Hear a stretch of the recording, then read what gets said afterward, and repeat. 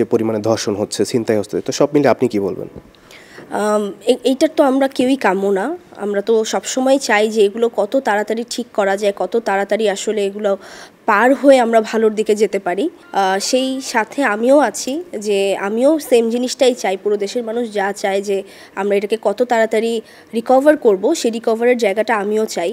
So hope for the best, দোয়া করতে থাকি সবসময়। এবং যেহেতু এটা রোজার মাস, আমার মনে হয় আমাদের দোয়া অনেক বেশি কাজে লাগে। এবং প্রত্যেকটা টাইম রোজা রাখি, রোজা রেখে আমরা যখন নামাজ পড়ি কিংবা দোয়াটা যখন করি, তখন আমরা একটু এই বিষয়ে দোয়াও চাই, দেশের জন্য দোয়া চাই।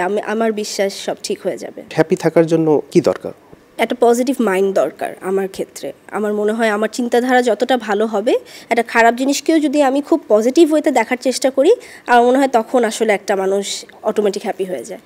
দর্শকদের উদ্দেশ্যে বলবো, আপনারা সবসময় ভালোবাসা দিয়ে এসেছেন, এবারও তার ব্যতিক্রম না। কিন্তু এবারের ভালোবাসাটা আমি চাই আপনারা হলে গিয়ে প্রকাশ করেন, আপনারা জঙ্গলির সাথে প্রকাশ করেন, আপনারা জঙ্গলি দেখেন, ঈদটাকে জঙ্গলির সাথে আরও অনেক বেশি ভালো করে উপভোগ করেন। এবং অবশ্যই ফিডব্যাক জানতে চাই, কেমন হয়েছে, কি হয়েছে। এবং আমারটা পার্সোনালি আমি জানতে চাই যে কেমন করেছি। আপনাদের ভালোবাসা আসলে জঙ্গলিরও অনেক দরকার, আমারও অনেক দরকার। আপনারা যত পাশে থাকবেন, আমরা তত বেশি গ্রো করব। Thank you so much.